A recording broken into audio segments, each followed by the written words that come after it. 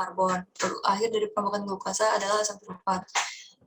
Kalau pada kondisi anaerobik, ion-ion yang tersebut diterima oleh senyawa pembawa H+, adipose dan mentransferkan H+ ke dalam mitokondria untuk fosforilasi kembali sehingga menghasilkan 4 molekul ATP. Selanjutnya asam pirufat 3 memasuki siklus Krebs dan dirombak menjadi karbon dioksida dan ion hidrogen. Karbon dioksida ini kemudian berdifusi masuk ke dalam peredaran darah menjadi hasil sisa, sedangkan ion hidrogen yang diterima oleh NAD+ itu akan membentuk senyawa NADH. Terus produk-produk perombakan dari asam lemak dan protein juga masuk ke siklus Krebs dan dikonversi menjadi energi. Laktat yang diproduksi oleh metabolisme anaerob di otot rangka diteruskan ke hati yang kemudian digunakan untuk mensintesis glukosa yang kemudian dapat kembali ke otot dengan siklus Cori. Pokoknya ya intinya yang kayak gini aja, laktat, pirufat, glukosa di hati dijadiin glukosa, nanti masuk lewat aliran darah masuk ke dalam otot, dari glukosa jadi pirufat jadi laktat lagi, nanti laktat masuk ke hati. Pokoknya kayak intinya cuma kayak gitu-gitu aja sih. Saya juga nggak begitu ngerti-ngerti banget. Terus peningkatan asam laktat, setiap latihan fisik akan menimbulkan respon atau tanggapan dari organ-organ tubuh terhadap dosis atau beban latihan yang diberikan. Hal ini merupakan usaha penyesuaian diri dalam rangka menjaga keseimbangan lingkungan yang stabil atau biasa disebut homeostasis. Nah, terbentuknya asam laktat itu merupakan akibat aktivitas latihan dengan intensitas tinggi dan latihan dalam waktu yang lama. Peningkatan kadar asam laktat dalam otot dan darah akan berdampak kurang menguntung atau kurang baik bagi aktivitas sel akibat terganggunya kinerja sejumlah enzim yang bekerja pada pH netral atau basa sebagai katalis pada berbagai proses metabolisme. Nah, ini tentu saja akan semakin mengganggu aktivitas sel dalam memproduksi energi untuk menunjang aktivitas tubuh. Mungkin sekian dari saya. Kalau ada yang mau nambahin, teman-teman yang lain bisa. Terima kasih. Baiklah, terima kasih Saudari Andita. Selanjutnya kita akan melihat analisis masalah yang sudah ataupun belum terjawab. Pada sekretaris dipersilakan untuk share screen.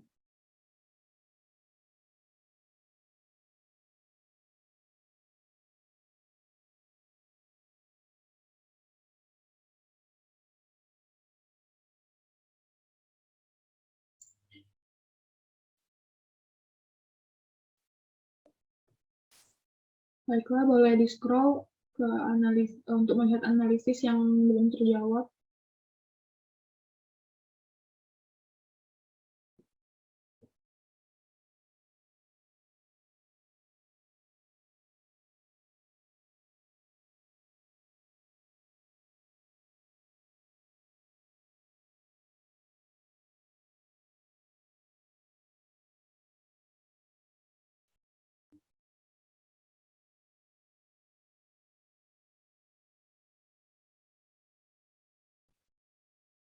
Baiklah, anal 2i.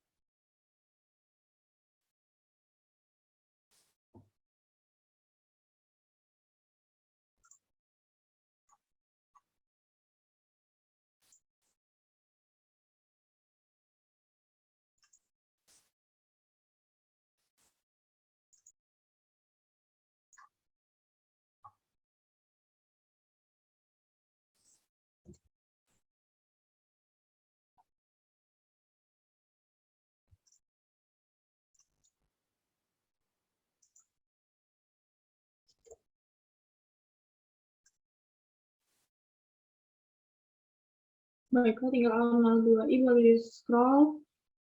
Sudah ditambahkan.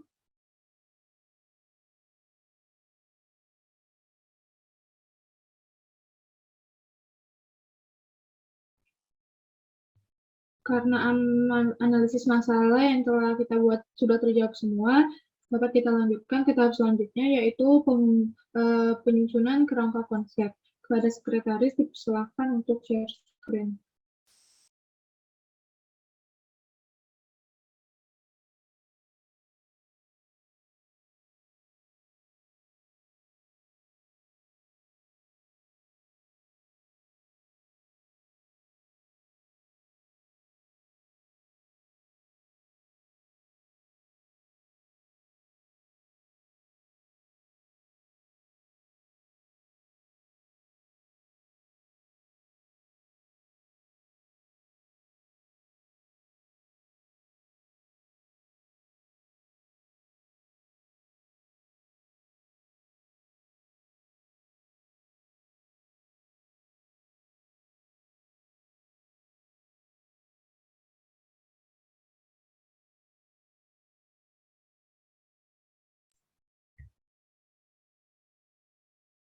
Baiklah, selanjutnya pada teman-teman yang memiliki pendapat terkait kerangka konsep dipersilakan untuk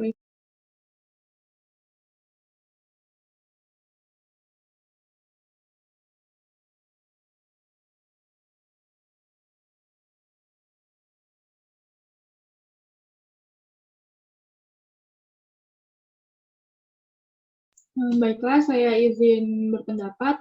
Kotak pertama itu Nana Amina, 18 tahun,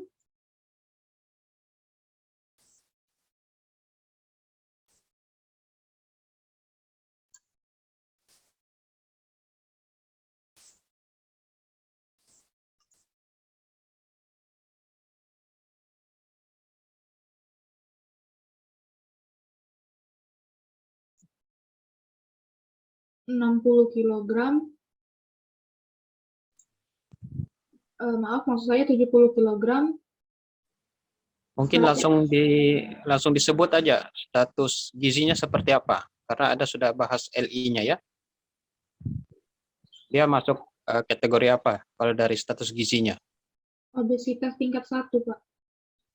Oke, silakan. Mungkin Anda lampirkan IMT-nya ya, biar efektif.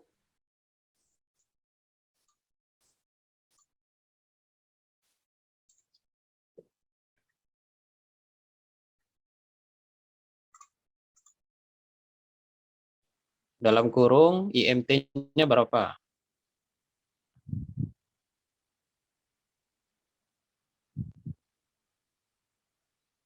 Berapa IMT-nya?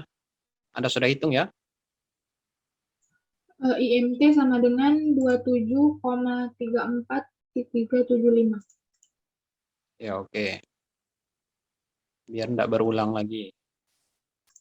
Lanjut.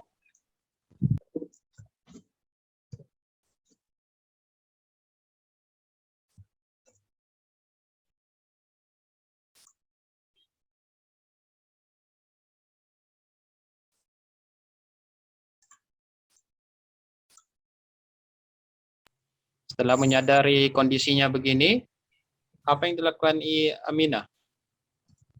Mengatur pola makan dan melakukan olahraga namun berlebihan. Terus, bisa ditambahkan di bawahnya, sekretaris.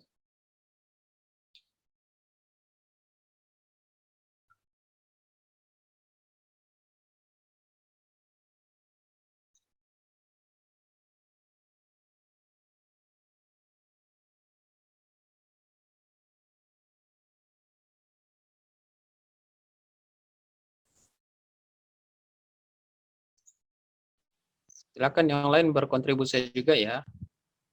Berargumen aja, kasih pendapat.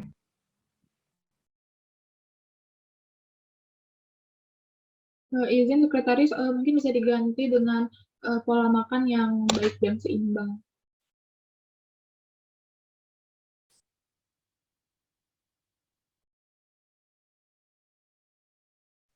Pola makan yang tidak seimbang dan apa? Izin, Pak. Oh, pola makan yang seimbang. Iya, dia mengatur pola makan yang baik dan seimbang setelah menyadari bahwa dirinya sudah mengalami obesitas. Oke. Izin sekretaris mungkin bisa dibuat 2 garis gitu sekretaris, karena dia juga melakukan olahraga yang berlebihan.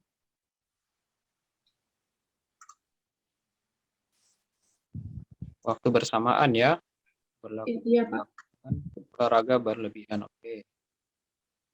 Suara yang lain tidak kedengaran?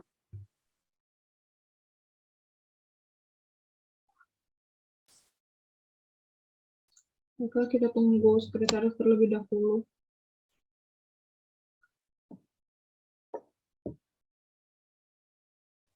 Anda sisipkan konsep-konsep yang kaitannya dengan biokimia ya.